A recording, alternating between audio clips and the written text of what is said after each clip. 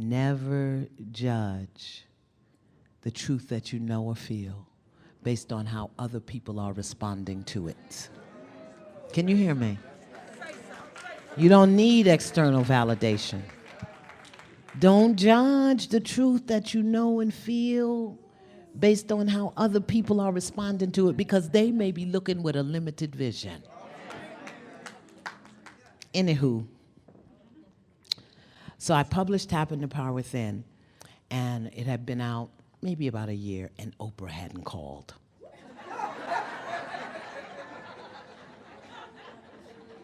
Obviously, she hadn't heard of my great and wonderful book. So I sent her another copy.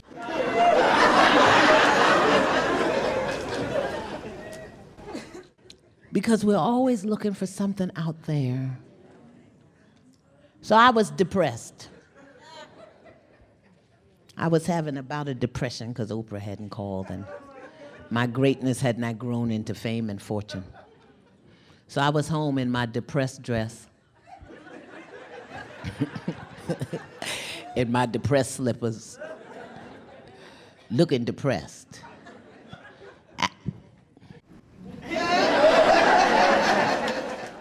Y'all know, eating my depressed food.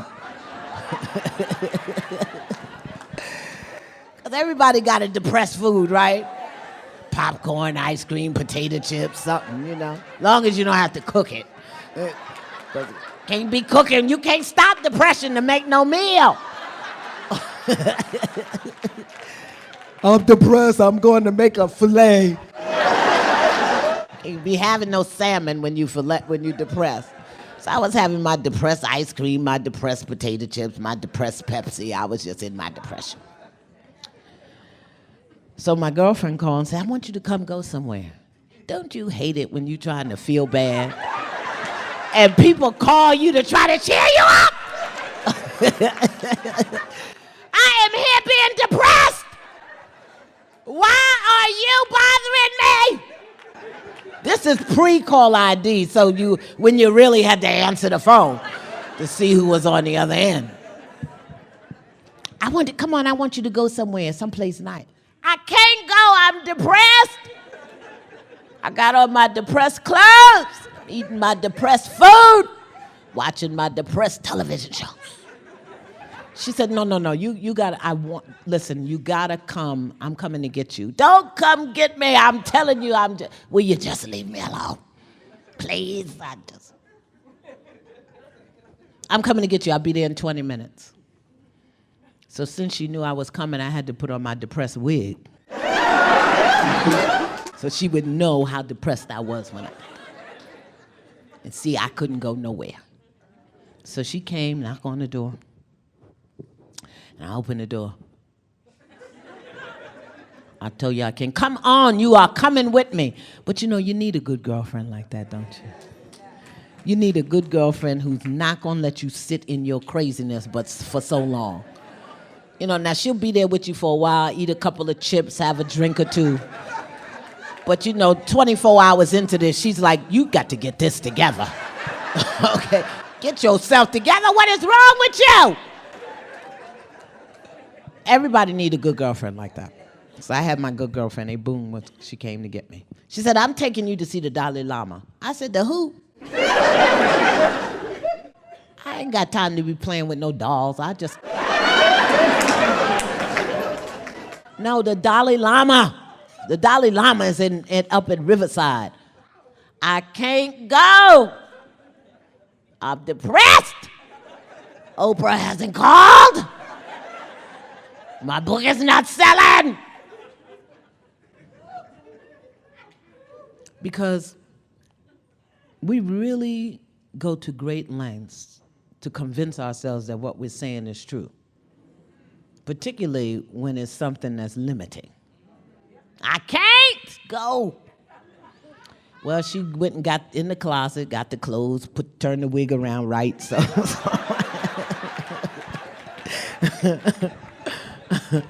Oh, God. And we going up to the church house up in Manhattan to see the Dalai Lama. It's 20 years ago. And Dalai Lama is the great spiritual leader of China, really, but he's housed in Tibet. And his whole message is love and forgiveness. You know, here I am, a great writer waiting for Oprah to call. I didn't even know a Dalai Lama existed. I didn't know if it was an animal or mineral. I didn't know anything. Tell you, when you have a limited vision and you be accommodating what's around you. So my good girlfriend took me up to see the Dalai Lama, and I went and I heard this man speak. It was the most incredible experience of my life. And just to really hear that message that I knew in my soul, but nobody had ever really put words to it, it was incredible. And then the host, or the people that brought him in, said, and Dalai will be having, His Highness will be having audiences with people. And you can sit with the Dalai Lama and he'll give you an answer to a question. You get to ask him one question. I said, I need that. Because I'm depressed. And then they explained how the process worked. He would only be able to see 50 people. And the list was in the back. And of course, my good girlfriend had us a seat in the second row. And the back was like 400 rows back. And each place on the list, each number on the list would cost you $100 for that place. So if you had place number 1, to see the Dalai Lama would cost $100. If you had place number 9, to see the Dalai Lama would cost you $900. If you had place number 20, and on and on. But I had a vision. My vision was that my name on that list and the Dalai giving me an answer. That was my vision. So I made my way up and I got to be number 41 on the list. Hey, I had the money. What a blessing. What a blessing. Because when it's something that you really want, you got to be willing to pay the price. Whether it's money or time or energy, relationship, people, when it's something that you want, you got to be willing to pay the price. $4,100 to get out of depression was a small price to pay. I got my little self down there and got on that line. I was number 41. So we all had to come to the center the next day to see the Dalai Lama. And you only got to ask him one question. Hey, $4,100, some lessons are expensive. $4,100. So I had to have a good question. See, I'm a lawyer. So I had to make up a good question for the Dalai, because I wanted the Dalai to help save me. So I sat and I wrote and I wrote and I wrote, and I came up with a real good question. I said, what is the secret to success and happiness? Because obviously it wasn't Oprah, because she hadn't called. So it had to be something else. I wanted the Dalai to tell me what it was, because I figure if I had success, I'd be happy, and if I was just happy, I wouldn't need no success. And see, that's a good question, huh? Uh-huh. You wouldn't have thought of that, yeah.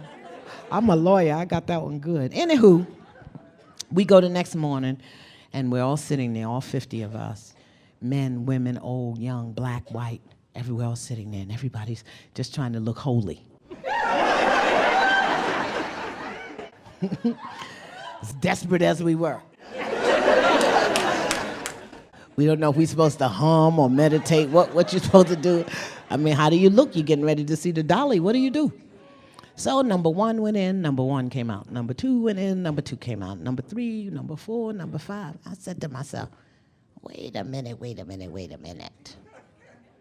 They going in and coming out mighty quick.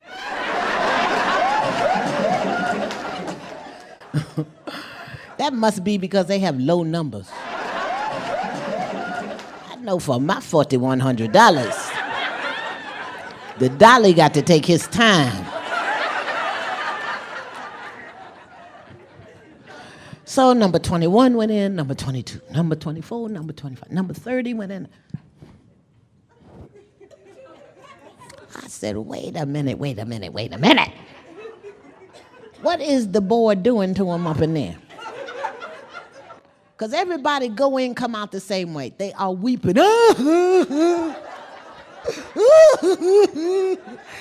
The old ones, the young ones, the black ones, the men, the women. Somebody got to help him today. I said, what is the boy doing to the people? Oh, so 39 went in, 39 came in, 40 went in. Oh, I'm so excited. I got my question. Okay, 40 went in, 40 came out. A little quick for me, but okay. So I go in, I walk in the room. Room was maybe about half the size. There was nothing in the room but him, the mat he was on, and a small stool for me to sit on. And as I walked in the door and his two assistants on either side, and I looked up at him, and our eyes met, and I felt the most incredible burst of love I have ever felt in my life. I've never felt anything like that. And in the presence of true unconditional love, all your defenses are gone, and you're vulnerable, and you're open. And I did what everybody else did.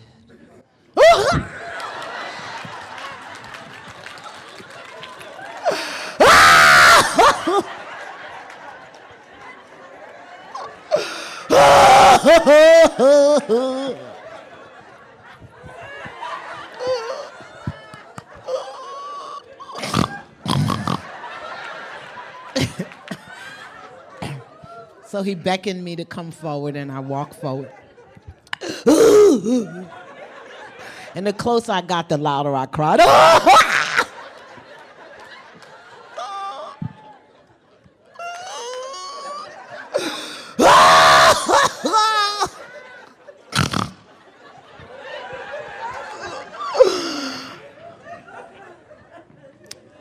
Because true unconditional love will take your breath away. You know, and it's written in the Course in Miracles, the very thing we want is the thing we're afraid of. Because the only thing we all want, is to be loved.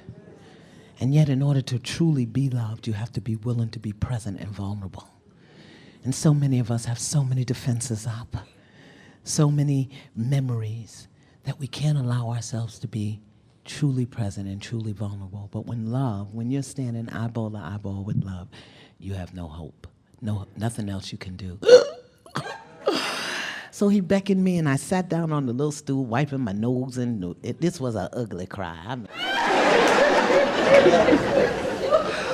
He said, "Daughter, do you have a question?"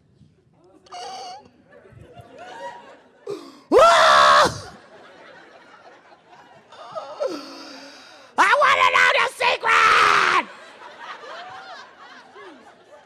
Because I think I'll be dead. He said, "You want to know the secret to success and happiness?" God, I was so glad he heard me. And he looked me in my face. And his smile, I guess in love, you just have this perpetual smile on your face. And he took my face in his hands, and he looked me in my eye, and he said, "Keep it simple." What?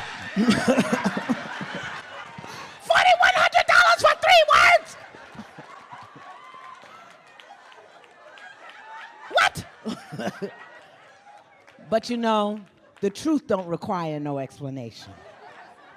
Keep it simple. The truth will cut through all the drama, all the misunderstanding, all the hurt, all the pain, all the memories. Keep it simple. I don't care how long you've been with Fifi or Boo Boo. If they leave you, it's not because something's wrong with you. They ain't the one for you. Keep it simple.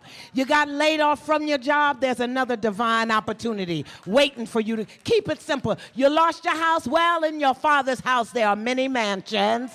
Just hang around long enough. Keep it simple. The path to greatness. Order. Vision. Trust. Faith. A good piece of chocolate. And simplicity.